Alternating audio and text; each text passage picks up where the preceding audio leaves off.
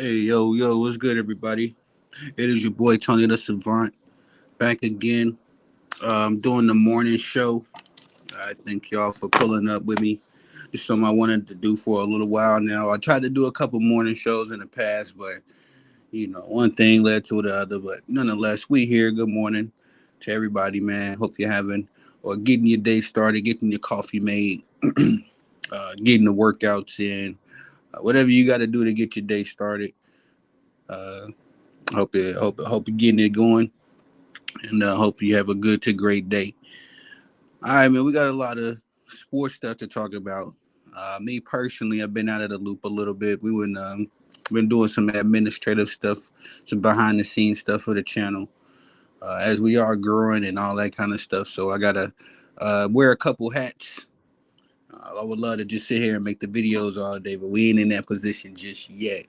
So forgive me, man. I've been on my hiatus, but it's been some stuff going on. I definitely kept my ear to the streets, been listening to all the news and all that kind of stuff. First and foremost, I just want to say shout out to my Texas Rangers, the 2023 World Series champions. Man, I feel so good to say that because when I first moved to Texas in 2010, I keep it a buck with y'all, man. I was kind of like a fan of the Texas Rangers from afar. Always loved baseball, and we was a couple years removed from my White Sox World Series, and I remember at that time we was pretty much abysmal, been abysmal since we won that World Series. But when I first moved to Texas in 2010, I forget who they was going against, but they I had to look at that. I was looking at it last night. We lost that World Series, of course, so and then it's neither here or there. Then the very next year, I think in 2011, we went up against those legendary Cardinals. David Freeze hit that bomb up the middle, man. And we were just literally two outs, one out each season, but two outs away from our first World Series. So it feels good capturing it this time around. Um, I remember.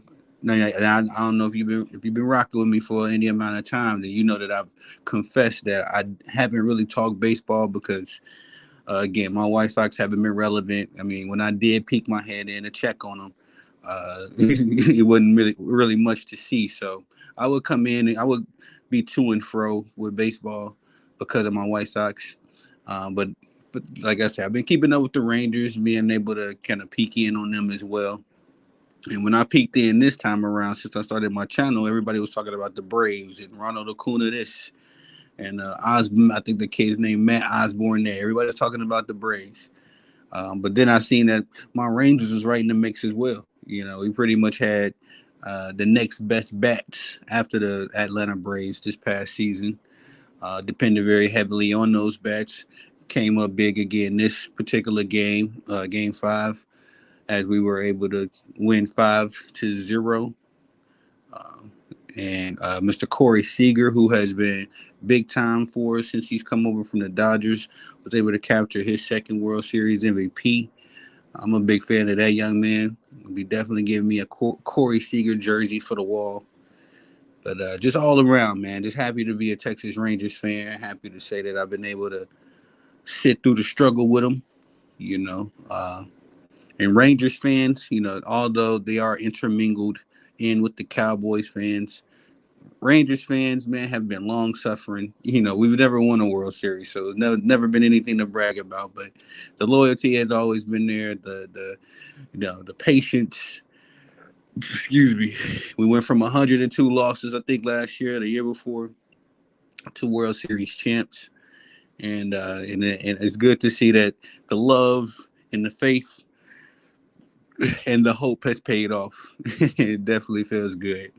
Um, And shout out to Nathan Evaldi as well, man. I am shocked that he didn't get the MVP because that dude, man.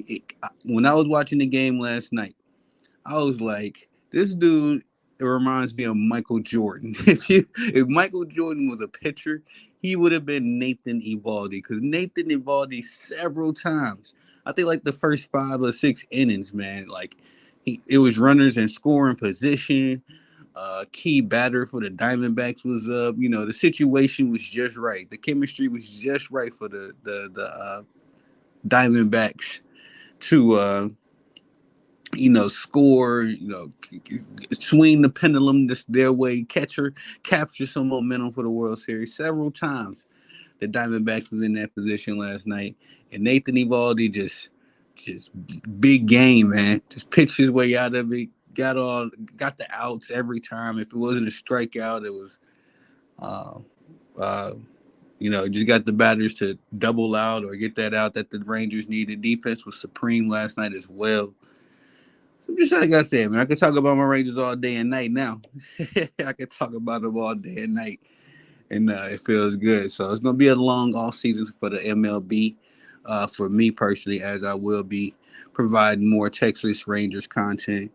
Um, and like I said, I'll just be getting more intermingled into the baseball world anyway. I was learning how to talk baseball, through this season. I didn't want to just be coming to y'all with no half efforts, if I will. I've been keeping up with basketball, baseball, boxing. Those are my big three. So those are the three I usually report on the most. But my head would be in the baseball world as well. But if y'all don't mind, please take this opportunity to hit the like button, subscribe, all that good stuff, as it does help the channel grow. We have been growing over here, man, and I just can't say thank y'all enough. I'm definitely never quitting. There's no pink slips over here. I'm always gonna be working, doing my very best to get y'all the content and some good content for sure. Like I said, I want to do this morning show, and I'm gonna do my night show as well once I get off work. Make sure I put that time in. While I'm at work anyway, all I do is read sports articles and listen to videos. So by the time I get off work, I'll have something for y'all as well. But like I say, shout out to y'all, man. Thank you. But if you don't mind hitting that like button, subscribing, all that good stuff. All right, man, let's get to our next subject. The Los Angeles Lakers were able to beat the Los Angeles Clippers last night in overtime. Excuse me, I'm getting my tea in, just getting my morning tea. The Lakers were able to defeat the Los Angeles Clippers, avoiding a 12-game losing streak to the my boy Ticket TV. Shout out to him, man. I was listening to his video. He when the Clippers don't play good, he always refers to them as the Los Angeles Clippers. So I mean the Los Angeles Strippers. So he got that in my head. I was listening to his video earlier while I was on my workout. But anyway, yes, the Clippers. Now, I want to say this too, man. I'm gonna shoot them some bail. I didn't get to see the entire game. I got to rewatch the entire game, but I did. I was able to capture. I was able to see the overtime. The overtime where, exactly when I pulled up to the game. Excuse me. The exact moment I pulled up to the game should have been over because I was watching the World Series. But the exact moment I started watching the game was at the beginning of the overtime. And I will say that the both teams, both the Lakers and the Clippers, it just looked like they were exhausted. By the time I got there, of course, I think LeBron was at like 33 points. Paul George was at 33 points. He had fouled out early in that overtime quarter because he had 5 fouls. Kawhi had like 32 points. Westbrook had 24. I forget what AD had, but all of the names, the stars was shining last night in LA. All of the star players was balling, giving their all. And I will say this too, man. Before I get into this my Lakers take, I feel like now I know I've been hard on James Harden. You know what I mean? I've been really tough on that guy. Partially because somebody got to hold James Harden accountable in the sports media world. I feel like a lot of people in sports media, not us guys on the YouTube, the TikTok, the social media world, but in the mainstream, they don't hold him accountable as much. And so my channels, as much as like I say, I've said this in the past, James Harden has been one of my favorite players. James Harden is one of those guys that I want to root for. I love his skill set. I love his game. I like when James Harden is balling, he is balling. There's very few basketball players I can think of that plays better than James Harden. When I'm watching James Harden in his bag, it's like, oh, bro, You can contend with the Stephs, the Currys, the Allen Iverson, all of these dudes. You can contend with those dudes. It's just that uh, when James doesn't want to play, you know what I mean. When James is not in his bag, it is a very pathetic and putrid sight. He has let me down so many times. You know what I mean. And since I've been in Texas, I've adopted some Texas teams. I didn't adopt the Spurs. You know, what I mean? I don't cheer for the Spurs like that. I love Tim Duncan. I love Ginobili. I love for Tony Parker. I love Tony Parker. Always rooted for those guys, but I am not going to say I'm a Spurs fan the way I say I'm a Rangers fan. I've been rocking with my Rangers. I am not a Mavericks fan. My same year moving, the same year I moved here. Actually, it was the year after because it was 2011, but I moved to Texas in 2010. And then it was the same year LeBron made his quote unquote decision. But in the same time, I was here for the Mavericks run. You know what I mean? I'm not a Dallas Maverick fan. I love my boy Dirk. You know what I mean? Dirk's one of my favorite players all time. But James Harden had an opportunity to make me a Rockets fan, y'all. That's the point I was getting to. I wanted to be a Rockets fan, especially the version the versions that James Harden had in his 8 years there. You know what I mean? I liked. Now we all know that Dwight, some information has come out about him, and we're gonna get into that bag later because I ain't said nothing about that, guys. But I'm gonna get into that bag because I think I'm gonna add something to that conversation. I don't think a lot of people are even talking about or thinking about. But anyway, but I liked it when Dwight was over there. Him and James could have been a nice little 1-2 combo. I liked it when they had Chris Paul. That could have been a nice combo with the team that they had at that time. Although I didn't like it, I didn't like how they went out with the Warriors. That was about the time that I said, all right, I can't be a Houston Rockets fan because James Harden is not gonna ever get it together. You know what I mean? When they shot like what 27 threes, missed 27 threes straight, and you as the leader on the team didn't galvanize the troops, you over here just contributing to the mess, the nonsense. No sir, no sir, no sir. I cannot put my name on that. So that was essentially the year that I said I began to take the take that I have now on James Harden. Although up until that point he had let me down plenty of times. I'm a very forgiving sports fan. You know what I mean? Like I said, I've been rooting for my Rangers. It's gonna come back to my Rangers because 12 years a Rangers fan. All of the ups and downs. I've been here, and they've never given me the feel that they were quitting.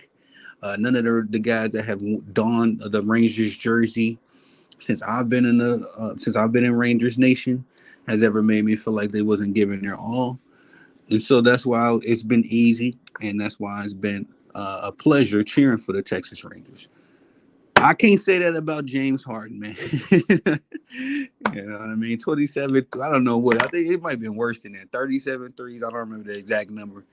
We all remember that particular game with the Houston Rockets just kept shooting threes, man. As the leader of the team, I'm looking at my guys like, look, fellas, we got what another quarter and a half. No more threes for half a quarter. We got to get something else going. Let's get the mid range. Let's get to the free throw line. Let's get you know what I mean. We're not getting no more threes. If we get a three, it best be wide open, and you best hit it because I can't go out like that, man. I got to go out on my sword if I'm the quote unquote leader of a team. You know what I mean? So that's when James Harden really, really, really let me down. But I'm going into all of that. I'm sorry, guys, because I just got to reiterate why I am tough on James Harden. I think that he could work on this Clippers team. After watching that game, after watching the game last night, really feel like James Harden is going to fit well with this Clippers team, and they're going to have to do some tweaking. It's going to have to definitely be some rearranging of the roles because what I'm noticing is Kawhi Leonard and all his all world talent. Kawhi Leonard, man, he's another dude. When I'm watching him play, I enjoy watching his game so much that I want to see him win. In fact, Kawhi Leonard is one of those dudes. It's like I have tears too when I'm watching and evaluating talent. Y'all know this. But when I'm watching Kawhi Leonard play, bro, I can hardly think of a guy outside of Michael Jordan that I've seen play better than him. He's right there with like the Kobe. You know what I mean? Like when I watch Kawhi Leonard, it kind of gives me those Kobe vibes where it's like, dang man, this dude is really cooking. Like, and he really got in a complete game. It's not just Kawhi taking a bunch of layups. It's not Kawhi taking a bunch of threes. Kawhi Leonard will mix in some mid range. He's gonna mix in some assist. Always giving his all on the defensive end as well. He's a sniper, man. If you leave Kawhi Leonard open, he's gonna hit that shot, especially in long range. So I think that what I'm noticing is that he doesn't have all the conditioning, to probably play like those overtime games and all that kind of stuff. Kawhi Leonard, interesting enough, has played 72 minutes of NBA basketball in the last 24 hours. And so an injury-prone guy like that, I believe he's 30 years old, 31 years old, somewhere like that. He's on the other side of his prime. You don't want to burn out Kawhi. Same thing with Paul George. Although Paul George, to me, is one of the best ISO players in the league. Paul George burns out really quick because he expends a lot of energy, especially those first three and a half quarters. Paul George could be the closer for the Clippers, but he expends so much energy those first three quarters that it's difficult for him to be in that same zone when it's at the end of the game and you're tired and everybody's zoning in on you now. Now it's not one-on-one coverage it was getting in the second quarter. Now you're getting doubled in the corner. And that's kind of what happened last night in reverse. Once Paul George fouled out, the entire Lakers team was able to zone in on Kawhi. Up until that point, well, excuse me, I'm capping. I watched some highlights. I didn't get to see the game, but up until that point, for what I was taking from the highlights is that Kawhi Leonard and Paul George was doing their thing, and then Westbrook would just dump in when he could with his 24 points, but the Lakers weren't able to zone in completely on Paul George or Kawhi because they was both cooking. You know what I mean? But once one of them was out of the game, like I said, they was able to pile on with Kawhi. And Russ could be the energy guy throughout the game because Russ is always going to give 100,000%. I love Russell Westbrook as well for that reason. Russ could be an energy guy in spurts. You got PJ Tucker coming in, the veteran. They still got the young man. His name right now escapes me. But anyway, they can really make this work. One thing they got to do, though, is get lessen Zubac's minutes because Zubac cannot hang with the elite big man of the game. Kawhi, LeBron James and AD was killing this dude yesterday. And then when they wasn't, Christian Wood was. So, he just can't hang with the better big man of the league. He could probably play with the Jackson Hayes, or somebody else, one of the more mid teams. Give Zubac his minutes on those nights or in spurts during series and stuff like that. But he needs to come off the court, man, because he was getting killed last night. Man, everybody, whoever had Zubac on them got the ball and they got a bucket too. Austin Reeves was eating. I don't think the Lakers want him benched after last night's game. He was playing. D'Angelo Russell was playing as well. But I feel like James Harden is going to come in and be a nice facilitator for this team. He's going to allow them, to kind of spread that energy around. Because like I said, you don't want Kawhi Leonard playing no 5 quarters of NBA basketball. Definitely don't want him playing 72 minutes of basketball in a 24-hour span. You know what I mean? Just because he's injury prone, just because he's a little older, still in his prime, still capable. James Harden could be taking a lot of pressure off. And I always feel like the tandem in LA, the Clippers, they had the exact same problem that the Boston Celtics had. They had 2 elite wingmen and no facilitator to get on the ball. They had no facilitator to kind of take the pressure off of them. So now what you're doing is you're asking these 4 elite wing players to also do what they do, which requires a lot of energy, but also do what a point guard does, which takes a lot of energy too, and also I would contest takes a little bit more mental energy, because when you're able to just go out there and score, you know what you're capable of, you can get in your bag. You know what I mean? I ain't got to really think when I get to my spot, I'm gonna get to my spot, boom, boom, boom, make my move, and do what I've been doing my entire life. This is where I'm comfortable at, So, it's more so a muscle memory intelligence when it comes to being a scorer. But I would contest that being a point guard is more so strategic, whereas you know, I gotta decide when I'm gonna take my shot. I gotta decide when I'm gonna kill, what I'm saying, when I'm gonna cross this dude over, my guy go ISO. I gotta decide when I'm gonna get my team involved. What's the right time? And this is another thing a lot of people forget that point guards have to do. You have to do this, even when somebody's having a bad game. It's the point guard's duty to make sure that guy gets into the game. You know what I mean? So, and I'm only saying as a point guard, I used to embrace that. I see one of my boys not having a good game. Hey, listen, back cut, get the easy layup. You know what I mean? You need to get cooking. I know you didn't miss your first 4 shots. Your confidence ain't there, woo, but we're gonna get an easy bucket, get you going, and then we're gonna get the team back into some flow. Because when one guy becomes a weak link in basketball, it begins to tear down the whole house of cards. Um, so this all goes into that. So when you're asking Kawhi Leonard and Paul George and Jason Tatum and Jaylen Brown to do this, in addition to play the entire game, go head to head with the LeBrons, the Stephs, the Lucas, all these guys that's capable of putting 40, 50, 60 points on your dome. Um, it's asking a lot of these dudes. So I am happy to see that James Harden, and I'm doing a long-winded thing, y'all. I'm sorry. It's morning time. I'm a lot more talkative in the morning. But anyway, I feel like James Harden is going to relieve them of a lot of that pressure, a lot of that responsibility.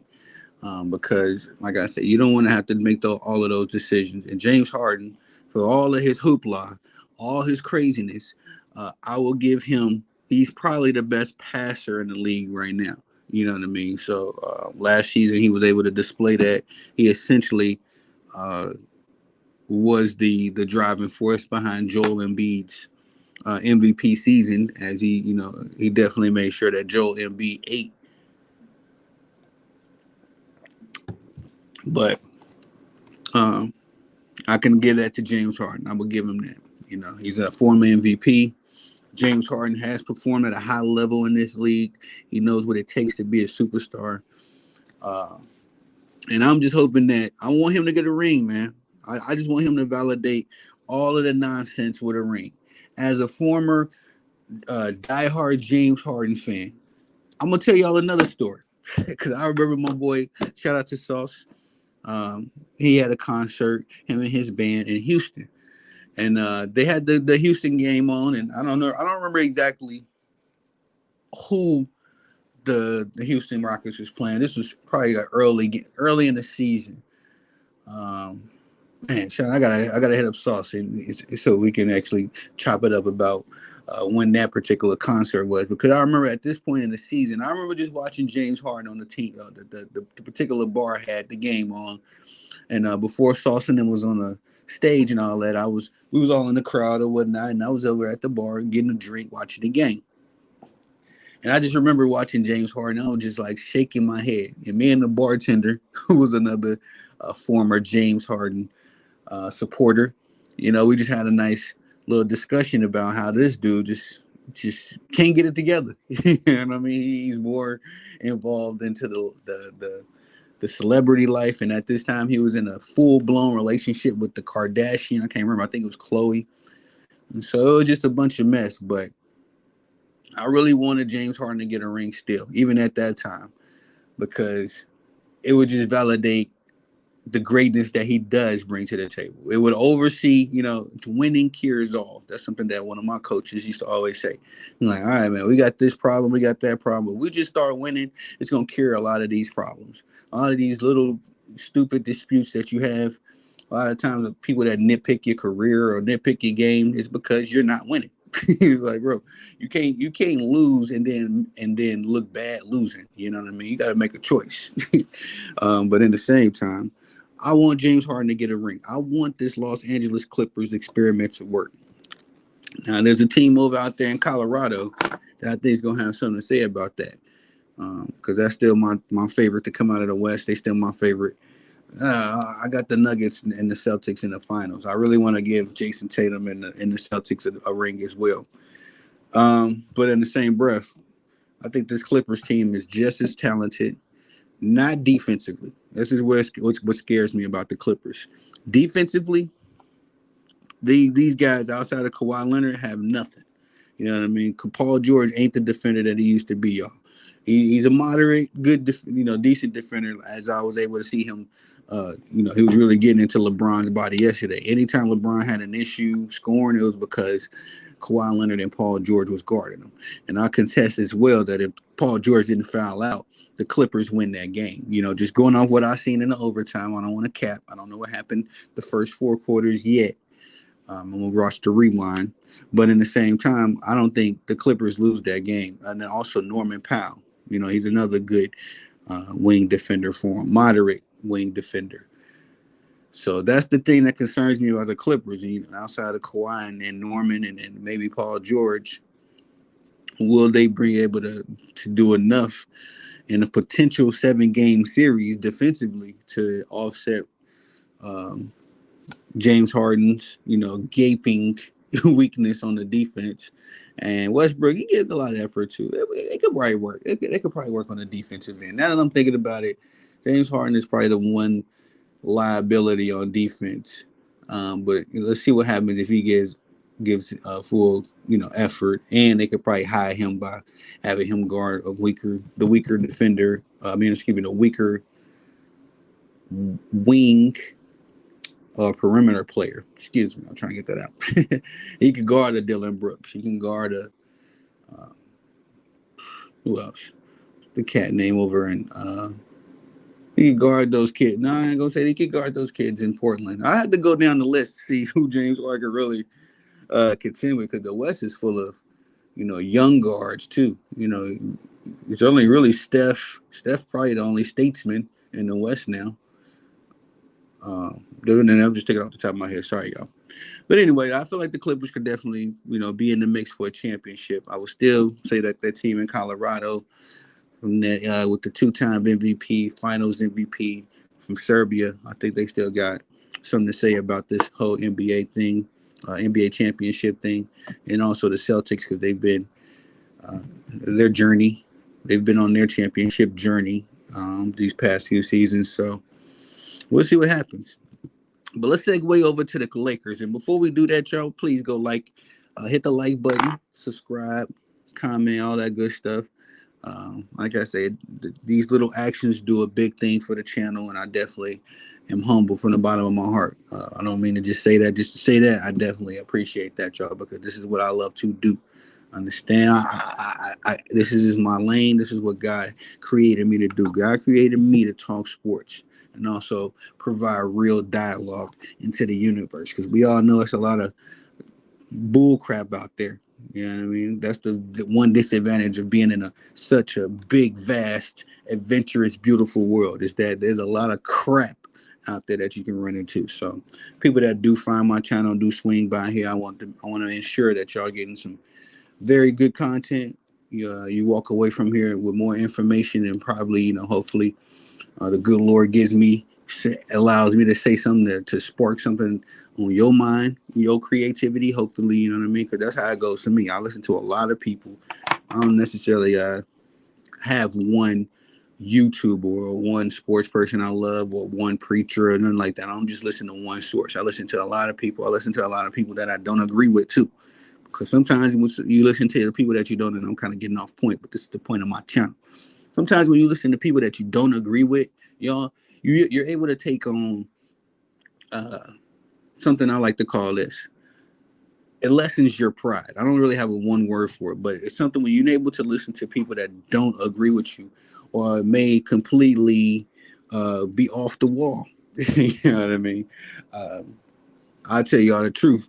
2016, I didn't really care for no Donald Trump, but I didn't listen to him either. You know what I mean? I just kind of listened to what everybody told me about Donald Trump. When you actually listen to Donald Trump speak, if you're a common human being, if you're a common, person with some decency, everything he's saying ain't crazy. It's not all quote unquote racist or hyperbolic. You know what I mean?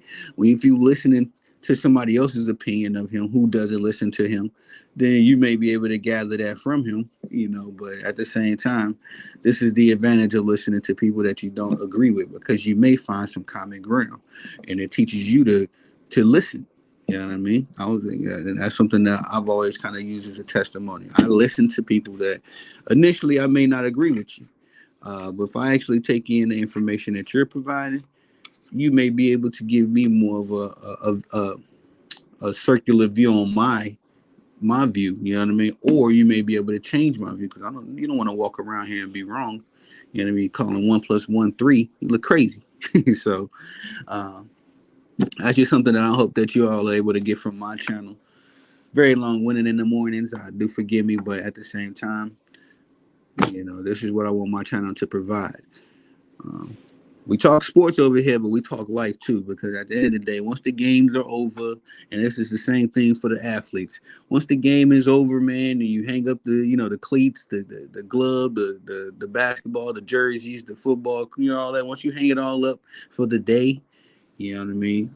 You got to go back to being a real person, a family man, a decent person, as athletes and as journalists and, as media reporters, all that kind of sports media reporters, all that stuff. We're still men. Y'all get to see us for these couple minutes on screen or covering a particular topic, but most of our lives is lived off the screen. And, always want to make sure that your priorities are in order that way. You can always when you come to the mic, you know what I mean? The people can feel it. It always comes through the mic. So y'all forgive me for that soliloquy. You know what I'm saying? I just wanted to get in my bag, let you know what this channel is about. But please like, subscribe, comment, hit the notification bell. As I said, it does help the channel grow. All right, let's get into our next subject. I had a list. Nice little list of stuff. All right. Some of this stuff ain't relevant no more. We can talk Patrick Mahomes and the Chiefs. Nothing to panic about with the Chiefs Nation. They was due for a loss like that to the Broncos. Unfortunately, it was to the Broncos. I'd much rather you take an L like that to one of the contending teams, not one of the Broncos got their first win over the Chiefs last Sunday. And I've been hearing a lot of people give Pat Mahomes a hard time. And look, there's nothing to panic about, guys. All right, because even the best, Tom Brady took bad L's to bad teams. Peyton Manning, Drew Brees, Aaron Rodgers, Joe Montana, Dan Marino, Steve Young, Troy Aikman, John Elway, Brett Favre. If you are a great quarterback and or you're just a great player, period. Michael Jordan, Kobe Bryant, all your favorites, Muhammad Ali, all your favorites have losses on their record. I mean, I'm gonna say this, and this is something I took from my big brother, 78 Sports. Y'all go rock with him. Go subscribe to his channel, all that good stuff. All of my favorite athletes have lost before. I'm gonna be honest. All of my favorite athletes, hear me out. The ones that I revere the most, every last one of them have lost a game. You know what I mean? They've been best by somebody else. But you know what's something that divides them from those other guys that may have bested them one night? The thing about Michael Jordan is that yes, this was a dude named Rex Chapman for a little while on the Miami Heat. Used to kill Michael Jordan every time. I remember it. My dad used to complain about Rex Chapman. You know what I'm saying? A little white dude. And not that it race or anything matter. It just goes to let you know that anybody can get you on your best day. We talking Michael Jordan. You know what I mean? Michael Jordan is revered as the greatest athlete to ever play. But here comes this, 6'2", 6'3" guard from nowhere, probably the 13th best dude on the roster, and this particular night, whenever he's in the lineup, this is the guy that gets you. You know what I'm saying? He just has a offensive repertoire that You know what I mean? It just happens to, hit some of the weak points in your game. It just happens. So that's what I'm just saying. Matt Patrick Mahomes, Travis Kelsey, all those guys, Andy Reid, these are champions. And what you're gonna notice is that Patrick Mahomes decade, the next 10 years for Patrick Mahomes is gonna be better for him. I mean, I'm just saying it's projecting, and I'm trajecting. His career in the next 10 years is going to be better than the Denver Broncos organization's, next 10 years. I can almost feel that just going on, seeing his talent, what the kid brings to the table. Excuse me. Patrick Mahomes' decade is going to be better than the Denver Broncos' decade. And that's something I've noticed about greatness. That you may be able to give me this tonight. I might have an off week. All right. I might just have an off week, muscles tired, whatever the case. You getting me. But you're not gonna have a better month than me. No, sir. You're not gonna have a better year than me because you're gonna get me for one to two games, and I'm gonna get you every other time because that's what greatness is. I'm gonna make sure that I'm prepared. I'm still gonna approach my practice is the same. I'm still waking up the same. I'm still doing what I did to be great every day. It's just that you may get me on my, a day. That's a part of being human. And it's a beautiful part of being human, to have your weaknesses and your flaws because it allows for humility, allows for empathy, allows for some kind of, some balance. Because when you become an athlete, you start, showing your skill set and seeing that nobody can really rock with you. You know what I'm saying? When I first started becoming a good basketball player, I was about, say about 11, 12 years old. That's when it all started really clicking for me. And I was cocky. I was a cocky little some dude. You know what I mean? I used to get into it with dudes on the court all the time because I knew that the dude guarding me was not better than me. I knew that he wasn't getting up. And my dad put a basketball court in the backyard. So I knew nobody in the world was crazy enough in Chicago. Nobody was crazy enough to be getting up at 4 or 5 in the morning shooting a basketball. You know what I mean? Working on their left hand layups, working on crossovers. This is kind of stuff I would do because I was a student of Jordan and Kobe. You know what I mean? So I always did what I needed to do, but it also came with a price because I used to be, boy, you can't stop me, boy, you stupid. just bad, just a bad little dude in Chicago. But anyway, like I say, when you take a loss as bad as the Chiefs did this past weekend, excuse me, it's just to show you that we are all human. The Kansas City Chiefs are just a bunch of humans who happen to elevate their skills and their mental focus when the time is right, and they're able to secure, greatness with that. And we've seen the Patrick Mahomes, we've seen the Kansas City Chiefs do this many a times, and so I would contest. There's nothing to worry about, no panic.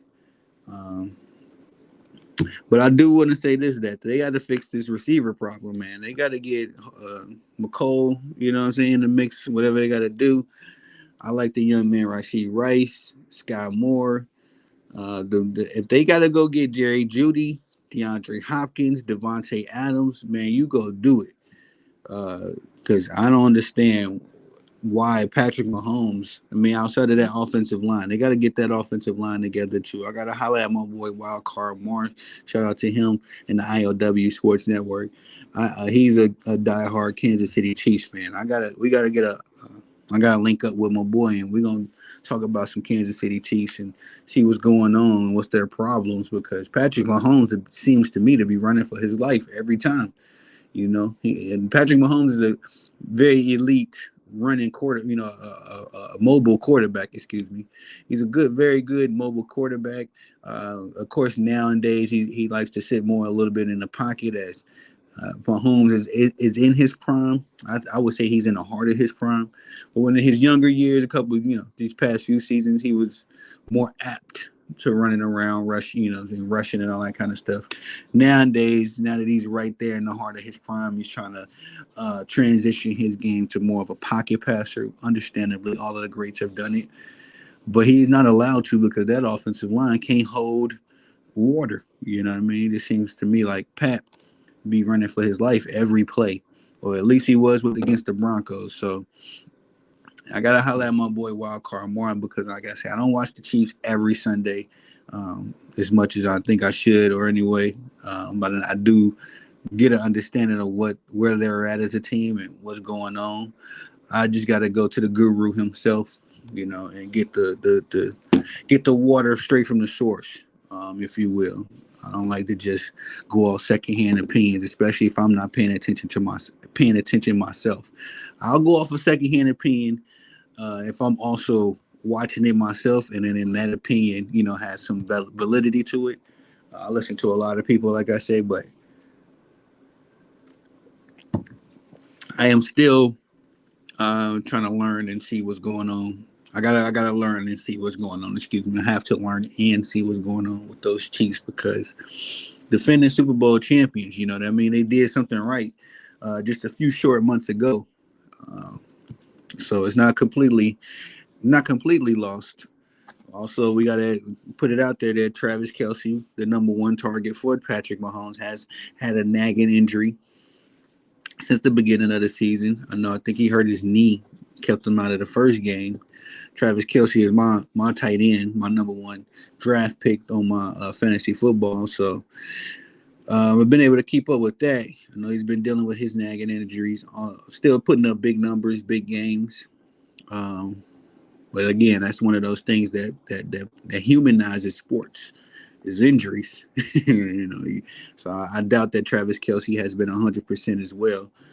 And maybe that may have resulted in some of the struggles that the Kansas City Chiefs are experiencing. So, like I say though, I don't feel like there's any reason to panic, any reason to tear down the dynasty, nothing like that. This is still Kansas City is still the standard in the NFL right now, and so don't hit the panic button, Chiefs Nation, Chiefs Kingdom. All right, we don't do it yet. I think we're good. Just got to put some things together, figure out some things. Me personally, I know that receiving core has been a concern of mine since day one of this season. Way back against the Chiefs, it just seemed like Patrick Mahomes, like I said, he don't got nobody to throw it to and nobody to protect him long enough so he can throw it to these guys. Because who knows, Sky Moore may be a elite receiver. Rashid Rice may be a decent to elite receiver, but how will we know? How will we know? Patrick Mahomes gets 1.2 seconds on average to throw the ball, and there's not a lot of time to showcase or get even. There's not a lot of time to even get open in the field, especially when you're facing some of the better secondaries. But that's all I got for. That's all I got for that one. No panic in Chiefs Nation. Y'all, please take the time to like, subscribe, hit the notification bell. Like I say, very, very small action. Hopefully, it don't take too much time out of your day, but a very small action that'll do a big service to the channel. As I am trying to grow this thing, I'm going for the gusto. I want to be one of the heavy hitters in the game, not a personal or a selfish ambition. As I grow, I'll be taking folks with me. Some people y'all know, you hear me shout them out. Some people you may not know that helps me behind the scenes. But I'm taking a team of people with me, some content creators that I feel like they may not be willing to put themselves out there as much as I do. I know a couple content creators, they just like to make their channels and make their videos, or they won't do too much marketing. I try to get onto them.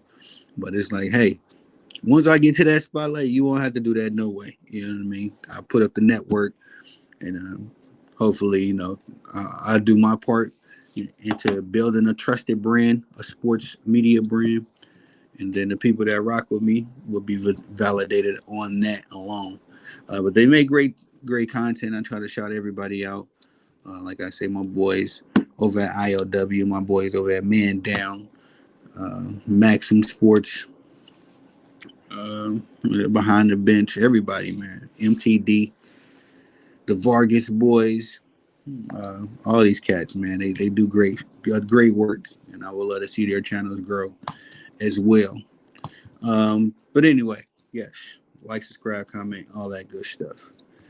All right, let's get into the next particular subject because I said we was going to get into this the White Howard bag subject. What is this? Number four. Ah man. So listen, I do want to preface all of this. I'm the kind of person that don't really get involved in these conversations. You know what I mean? I am a happily married man, beautiful family, thank God. I'm God fearing man, you know. So that particular lifestyle, that particular thing is no different to me than an alcoholic. You know what I mean? I'm gonna be honest. I'm not. I don't want to sound disregarding, disrespectful. I say all of this respectfully. I say all of this. You know, do what you do, Mr. Howard. Do what you do. uh, but I do want to say, man, that this has gotten way out of control. Way out of control, man. And then I would also say that this is why Dwight Howard isn't in the league. You know, Dwight Howard, a long time ago, in what, 2012, 2013 ish, I guess, I remember him going over to the Lakers. Okay. Now, Kobe was the kind of guy that did not joke around. Kobe, it took a lot for you to be on Kobe's good side or for Kobe to call you a friend. Um, and so I never really paid attention to Dwight Howard's personality. I know he always had that Superman gimmick, you know, whatever the case. I know he always did that kind of stuff. But it wasn't until he got to Los Angeles that I was able to see this because I was in my head when when Dwight Howard went over to the Lakers with Kobe and Paul Gasol. Excuse me. In my head, I said another championship. In my head. Now, I told you I'm not a Lakers fan. I'm a Kobe fan. I'm one of those dudes. But at the same time, I was like, yo, Lakers Nation just came up. They all just got another Shaq. You know what I'm saying? And to be honest, this dude had just gone to the finals and went toe to toe with Kobe. What, a couple seasons, 2 or 3, 4 seasons before that happened, or before he joined the Lakers. So in my head, you know, initial reactions was that the Lakers just secured another championship, at least one. But I started seeing how Kobe was talking about Dwight Howard and how he wasn't a fan of Dwight Howard, and it raised up my antennas because if Kobe starts talking crazy about you, it's because it's something crazy about you. And that's how I always see it. Kobe was too honest with himself, and also with us. You know what I'm saying? With the media, with the fans, and the media. I mean, I'm gonna say this just to segue a little bit. This is the media. This is why the media disrespects Kobe to this day. This is why you don't hear Kobe in that whole Jordan and LeBron debate. It's not because Kobe wasn't as good as them skill wise on the court. It's because Kobe didn't care about what the media said about him. The media always would try to have these Jordan debates. You know, who's better, Kobe or Michael? And Kobe would go on record every time somebody would ask him and be like, "There is no debate. I've taken everything from Michael Jordan. Only difference between me and Michael Jordan is that I've taken what I've learned from him, and I've elevated it with my own skill set. That was the whole thing behind Mamba mentality. But Kobe would always shut down the whole Jordan versus Kobe debate because he would always show reverence to Mike, of course, and he would always remind these lamestream idiots that cover sports that, dude, you can't have a comparison. All of the greats learn from the greats. You know what I'm saying? Jordan learned from Bird and Magic. Bird and Magic learned from Kareem and Wilt. Kareem and Wilt learned from George Mikan and Bill Russell. You know what I'm saying? So it's like it's not a who's the greatest of all time. It's more so of a transition. You know what I mean? Like, all right, we can appreciate Kobe because we can see the influence of Magic on Kobe. We can see the influence of Bird, and speaks to their greatness because they were so great that the greats now want to live up to the standards they set. I'm going all over the place, guys. I know. Get them in my morning bag. Good morning, y'all. We up. I'm up now. Anyway, Kobe was not a big fan of Dwight Howard, and this is when I began to see the cracks in Dwight Howard's armor. Dwight Howard is extremely immature, guys, and this whole situation should just be a example of that. That this guy, you know what I mean, the heinous stuff that he's being accused of is just more. It's just more root. It all stems from an immaturity, an inability to discipline yourself, to have some self control, to just now. This is the thing, Dwight Howard. You ain't the first dude to have these quote unquote relationships and all that kind of stuff.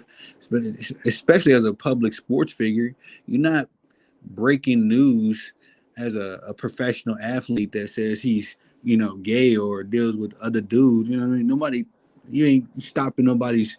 You're not stopping nobody in they tracks with that. You know what I mean? It's not like a JFK breaking news headline. Dwight Howard is living this particular way.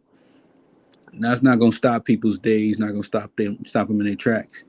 But what is stopping people long enough to talk about this situation is the incredible immaturity of Dwight Howard. That this dude is one of the best talents in NBA history.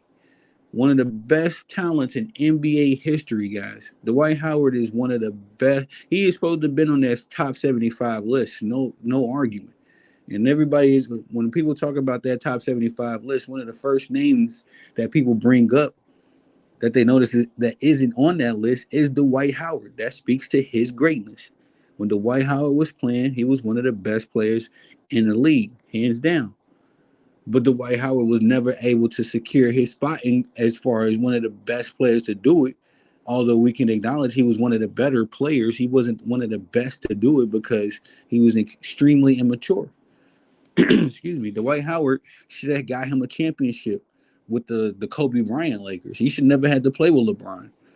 And it's kind of crazy now that I think about it. I just had to remind myself that Dwight Howard is an NBA champion already. You know what I mean? It's even more of a disgrace that he's not on that top 75 list. It's even more of a disgrace that he's not in the league. He's only 3 years removed from an NBA championship season. And then you talking about dudes like DeAndre Jordan and who else is in the league?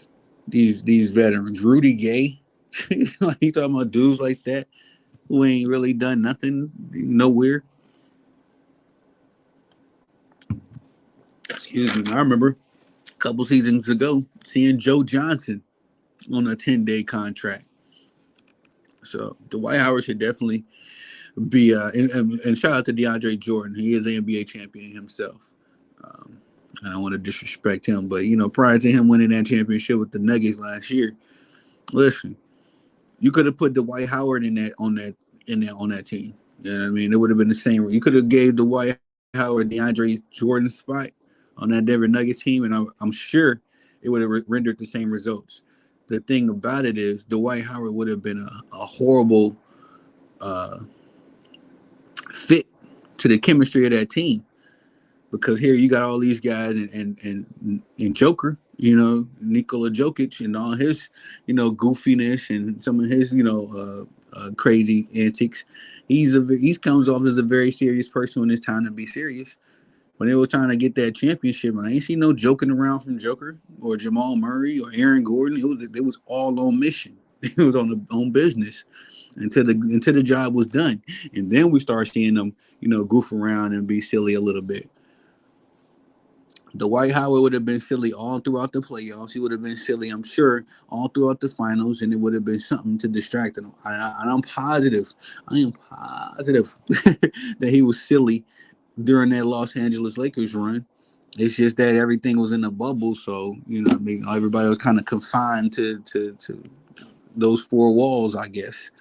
You know what I mean? I'm sure there's a lot of stuff that Dwight Howard was into if we talking about what he into now. But I'm trying to be diplomatic with it because, to actualize this conversation to real life, I don't care.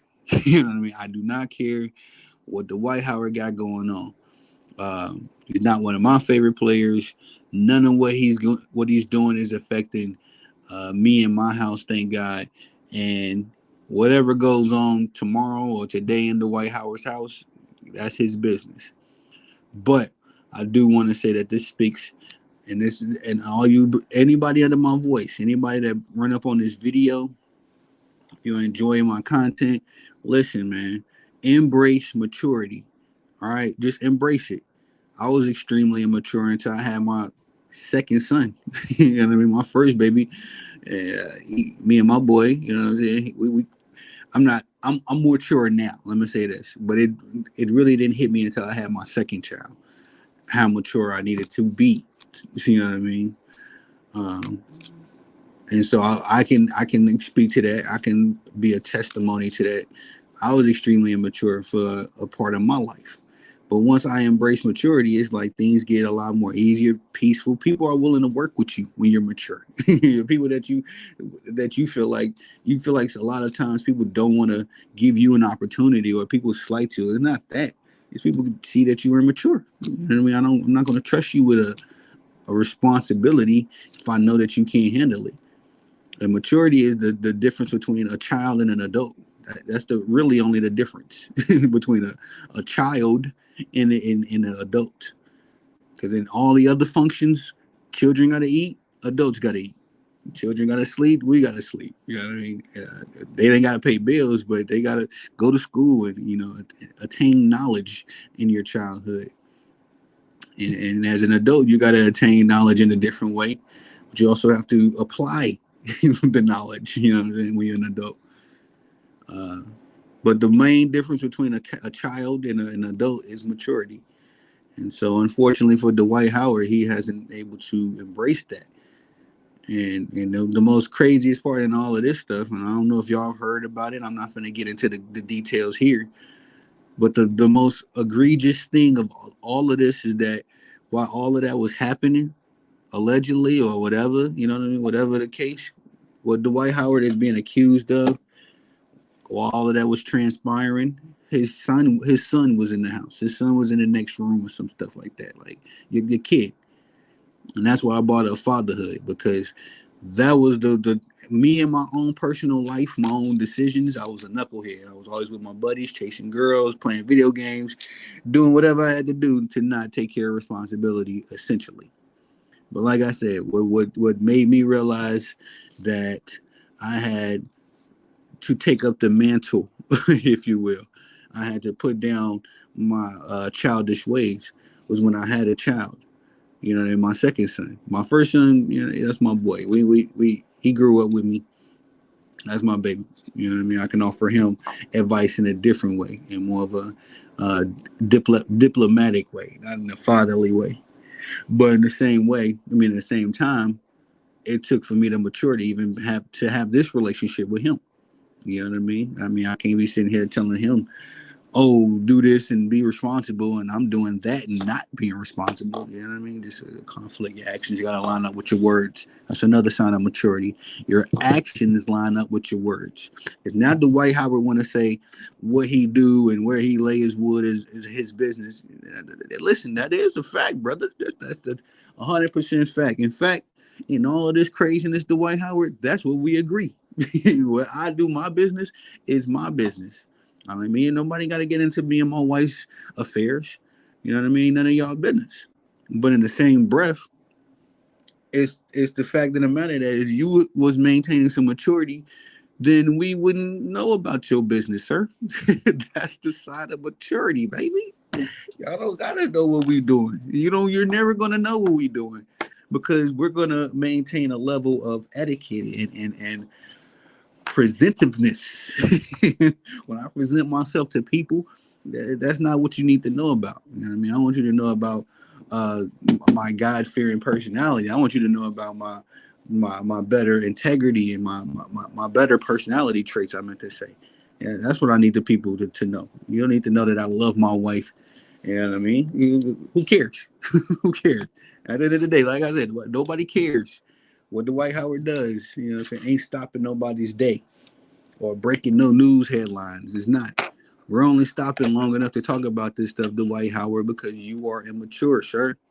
And we've seen this thing over and over and over. You were supposed to be NBA champion, top 75, undisputed top 75. You shouldn't be having no kind of debates with Damian Lillard resume.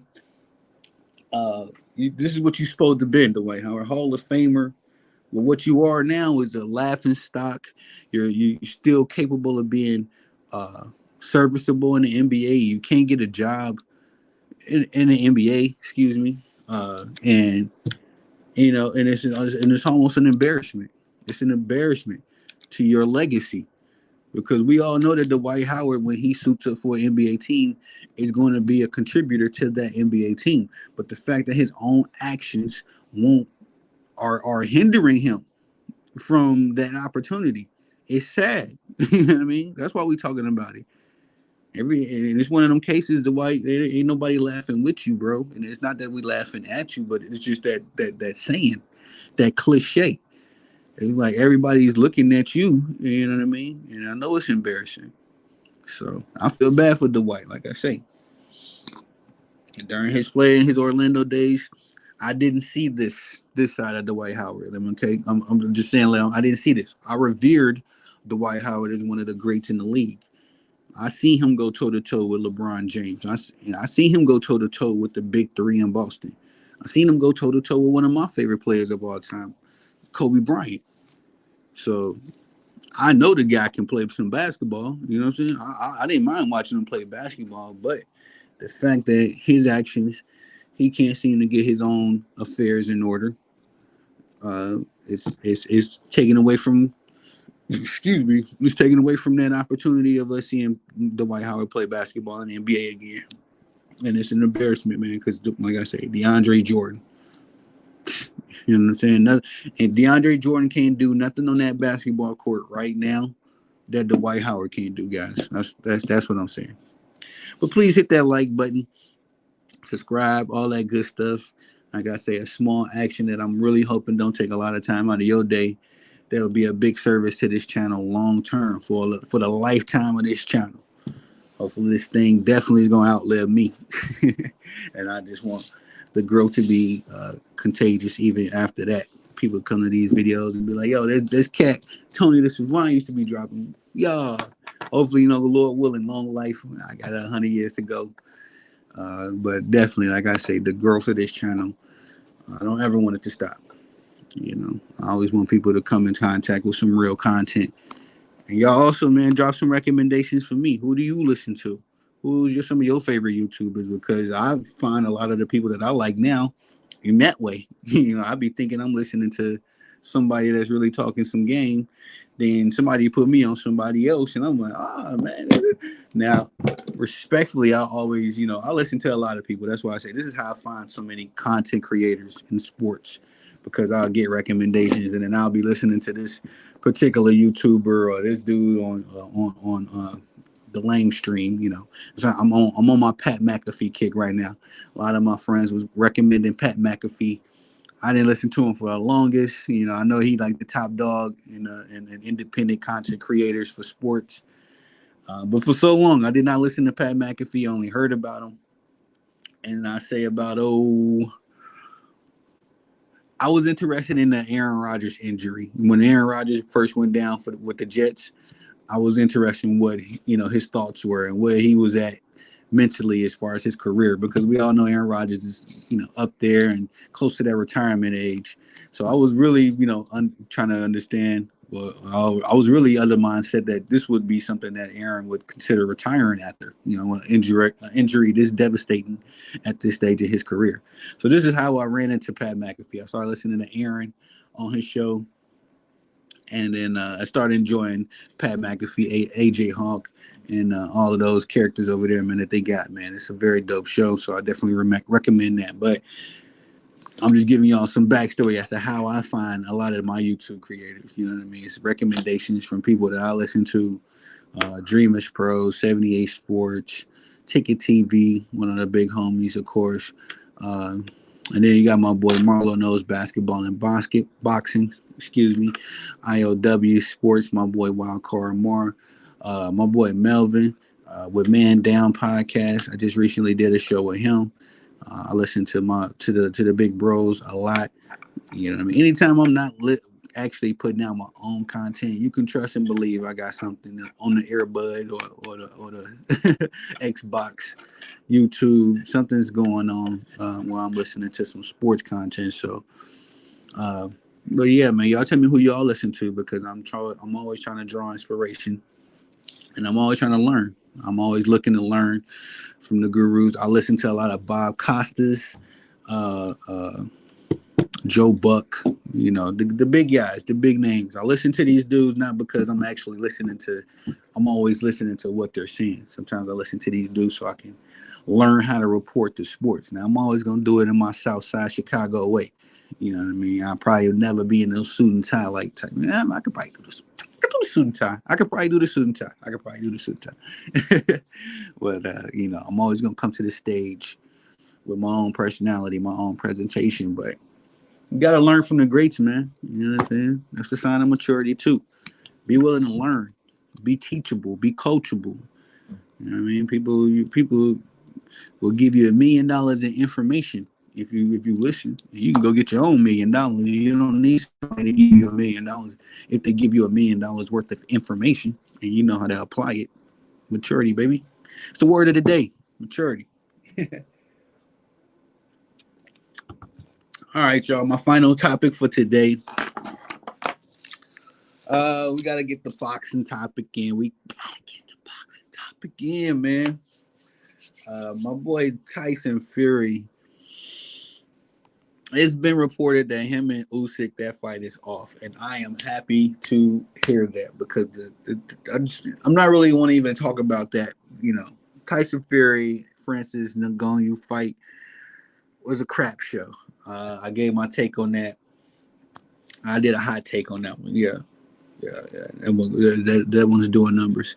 I don't want to see Tyson Fury fight again. I don't. I'm done with Tyson Fury, like I'm done with the Charlos. Some dudes. This is the thing, guys. The state of boxing is pretty much gonna be the title of this segment. Let me get into this show when I chop up the video. Let me get into this bag. We're talking about the state of boxing right now, and the state of boxing after this Tyson Fury and Francis Ngannou fight. After I seen that fight, I realized that the state of boxing is in such a crap state that people are legitimately getting hyped over fights where they know where the winner's gonna be. We all knew Francis would won that fight, by watching the eye test. We all knew Francis won that fight. But before going into that fight, we all knew Tyson Fury was gonna win because of politics. Because on paper he's supposed to have the better skill set, right? You know what I mean? Being the professional boxer, the championship boxer, blah blah blah. We all knew that Tyson Fury was supposed to secure that victory, but people was literally making videos and all of this kind of stuff breaking down the fight. Oh my god, it was nasty, bro. That's why I didn't do it. Y'all gonna peek that my channel is gonna move differently. I'm not jumping on every headline because I was gonna jump on that James Harden trade too, and I'm like, nah. Let me see. Let me see, because I initially wanted to do what everybody else was doing, and bash James Harden and all that stuff, and the Clippers, and why would they want them? No, wait. Let's see. let's see. Let's see how things kind of unfold after the dust settle a little bit, and so that's where I was at with this. I'm not gonna make a channel. I'm not gonna do a prediction video about a Tyson Fury and Francis Ngannou fight, bro. I'm not gonna do that because I already know what the results are gonna be. I know what the results should be, but the state of boxing is in such a pale state that people were actually excited for this fight. Why? I don't know. And there's no knock on nobody. I love it. You know what I'm saying? My content creators, my peers, I love y'all, bro. If you made a video about this is not a direct shot at you, nothing like that. Please don't take it that way. I'm more so disgusted with the state of boxing because we shouldn't even be wasting money on an exhibition like that. That should have been that's an exhibition fight that we see, and that's going to go down on Tyson Fury's record as a win, his official record. And then he's going to use that because he's already tried this in the past. He's going to try to use that as some kind of leverage to say he's the greatest heavyweight champion of all time. No, No, no, no. No, bro. No, stop, G. No, I'm sorry. I'm sorry. And this is why I can't stand the state of boxing because even the big matches, all right, like the Charlo versus Canelo was a dud. The Spence versus Crawford was a dud. Uh, uh, uh, Garcia versus Davis was good enough, but was a dud to me because Garcia didn't go out on his sword. I'm sorry, bro. I understand you got hit in the rib, the liver, or whatever, but I, you know what I mean. It just kind of confirms that Ryan Garcia is more of a social media sensation than a boxer. Because you take a lick like that, bro, you're supposed to take that and get up. I'm sorry, but that fight to me was a dud. The Devin Haney versus Lomachenko was a good fight. Who the Tiafimo versus Josh Taylor, we got a good one. I'm hoping this Andrade and the Benavidez fight is a good one. We're supposed to be getting that one coming up soon this month. But I was hoping for the Joshua and yeah, that's another one, man. Anthony Joshua, that crap exhibition that he had a couple months ago. Man, bro, I'm tired of these dudes, man. I am tired of the state of boxing. So badly do I miss. And I find myself watching the legends a lot. Shout out to my boy Paulie Corleone. We Uncle Paulie's entertainment over here. He always be putting in some memes into his boxing group, boxing 24/7, about the old boxing guys. You know what I mean, the legends. And once he put those, when he be posting some of those memes, man, it just kind of brings back some old memories, some nostalgia about some of the boxing legends that I enjoy watching coming up, especially when I was learning about boxing because I didn't get to see one live fight of Muhammad Ali. Muhammad Ali was long over retired by the time I was born. But just going back watching his fights on YouTube and stuff, and that first feeling, excuse me, getting that first feeling I used to get when I was a little kid, watching Muhammad Ali because you know that you're watching greatness unfold. You know you're watching a young man in this boxing ring putting it all on the line. You know what I mean? And talking crap behind you. It's just not just him. So we talking about the Sugar Ray Robinson. That was probably my favorite era. You know what I'm saying? During that time, the welterweight division. Uh, but and Sugar Ray, I'm gonna call him out a little bit. He's partially the reason why we in this state of boxing. Sugar Ray not ducked, but he didn't live up. He did the old I'm gonna give you a rematch, but didn't give you a rematch. You know what I'm saying? To a couple guys come during his time. I think that's why Marvin Hagler ended up retiring because he went back on his word. And then you get dudes like Floyd Mayweather, man, who has just been an annoyance, in boxing for quite some time. Now you got Pacquiao trying to come back and fight. Keith Thurman, clown. You know what I mean? Devin, it's only about two or three boxers that I really honestly rock with. Errol Spence, Devin Haney, and let's get this. I know there's one more. Canelo. That's what I was thinking of. Canelo. Rest of and Deontay Wilder part time. I just don't like, Deontay be doing a little too much. He do a little too much cap. But as far as somebody that wants to fight and don't allow politics to get in his way, Deontay will fight whoever. You know what I'm saying? Wilder will go at whoever will fight. I'm sure he'll fight Usyk. You know what I'm saying? Usyk want that smoke. I'm sure he'll fight Joshua. If Joshua ever quit running around and ducking up, and I'm sure he'll fight Tyson Fury a fourth time. You know what I'm saying? So that's what I love about Deontay Wilder. But the boxers I really 100% rock with, and I like Dimitri Bivol as well. But my big three is Devin Haney, Errol Spence, and Canelo, man, because not even Canelo, he does the politics thing, but Canelo has earned his right to do that. You know what I mean? Honestly, I think Canelo will fight anybody. He just, he picks and chooses based on his resume now. He earned that. But in the same time, the rest of these dudes, man, and I like Andre as well. Andre, David Benavidez. When I'm no, I'm when I say these are my big three that I rock with is because these are the three dudes that have put up the big fights. have talked, a big game and actually delivered. Devin Haney, Errol Spence, Canelo. Since I've been watching boxing, full time anyway. These are the three dudes over the years that have shown me that, yeah, they say they'll do it, they ain't gonna do it. A lot of these other dudes, man, they doing the run around, the crap talking. Like I love Tank, but Tank ain't gave us much of nothing as far as big fights. Shakur ain't did much of nothing as far as big fights. And it's like, I want to like these dudes, but I can't. You know what I mean? I do want to like these dudes, but it's hard to say I do like you when I ain't got no, no nostalgia like memories, no sentimental value towards your fights. You know what I mean? The reason why I like Canelo is because he go toe to toe with everybody, even when he lose. He gonna go toe to toe with you. The reason I like Arrow, same reason. You know what I'm saying? It broke my heart to see Arrow get tapped up the way Bud did him. But I know that Arrow gonna come back stronger because that's what Arrow been saying he's gonna do the entire time.